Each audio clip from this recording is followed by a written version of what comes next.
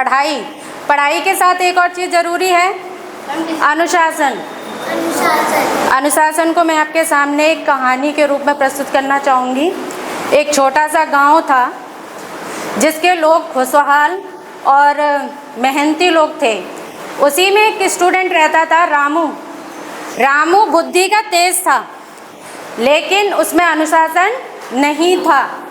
वो लोगों की मदद करना पसंद करता था, सभी को प्रणाम करता था, लेकिन उसके जीवन में एक कमी थी अनुशासन की। गांव वाले लोग कहते थे रामू में बुद्धि तो बहुत है लेकिन अनुशासन नहीं है। अब उसके मम्मी पापा भी कई बार उससे बोल चुके थे कि बेटा अपने जीवन में अनुशासन लेके आओ, लेकिन वो अपनी मम्मी पापा की बात नहीं मानता था। एक दिन रामू खेलते खेलते बहुत थक गया और एक पेड़ के नीचे जा बैठा। अब उसने वहाँ देखा कि एक बूढ़े बड़े बुजुर्ग एक संत थे जो कि उपदेश दे रहे थे पेड़ के नीचे बैठ के, और वो अपने स्टूडेंट से कह रहे थे कि अगर अनुशासन है जीवन में तो हम कुछ भी पा सकते हैं। अगर अनुशासन जीवन में है तो हम कुछ भी पा सकते हैं। अनुशासन सबसे बड़ा बल है। रामू के कान खड़े हो गए, ऐसा क्या है अनुशासन में, इतना बड़ा बल है क्या? फिर उसने जब सारे स्टूडेंट चले गए तो उसने एकांत में उन बूढ़े बाबा से पूछा, गुरुजी से पूछा कि बाबा ये अनुशासन क्या है? गुरुजी शांत रहे। उन्होंने कहा कि सूर्योदय से पहले तुम कल मेरे पास आना। अब वो सुबह उठता है।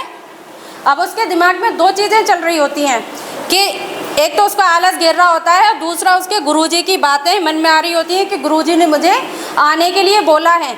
आलस कहता है अरे एक दिन सो जा, कोई बात नहीं है, गुरुजी ने कहा है। फिर वो कहता है कि अगर मुझे अनुशासन सीखना है तो सूर्योदय से पहले उठ के मुझे कहाँ जाना है? गुरुजी के पास में। अब वो उठ खड़ा हुआ, फिर वहाँ पे उसने देखा कि गुरुजी वहाँ पे पहले से ही खड़े हुए थे। उन्होंने कहा बेटा सुबह उठ के जो आए हो और आलस तुमने जो त्यागा है, सबसे बड़ी जीत तो यहीं पे आपकी हो गई। अब वो उसको गांव घुमाने ले जाते हैं खेतों में। कहाँ पे? खेतों में। वहाँ पे वो दिखाते हैं कि किसान कोई बीज बो रहा है, कोई उसमें पानी दे रहा है, कोई किसान उसमें फसल को काट रहा है। वो कह रहा है यहाँ पे गुरुजी कहते हैं देखिए ये किसान का अनुशासन है। किसका अनुशासन है? किसान अगर टाइम से नहीं जगेगा, खेतों में पानी नहीं देगा, फसल टाइम पे नहीं बोएगा तो क्या वो फसल उगा पाएगा? कभी नहीं उगा पाएगा। तो उसकी बात, जो रामू था उसकी बात अनुशासन की बहुत, मतलब उसको वो बैठ गई दिल में। अब वो घर पे जाता है, सारी चीज़ों का टाइम टेबल बनाता है। सबसे पहले क्या करेगा वो? खाने का टाइम टेबल, पीने का टाइम टेबल, सोने का टाइम टेबल उसने अपने जीवन में ये बना लिया। अब जब हम कुछ अच्छा करते हैं तो हमारे दोस्त क्या करते हैं? हंसी उड़ाते हैं हमारी।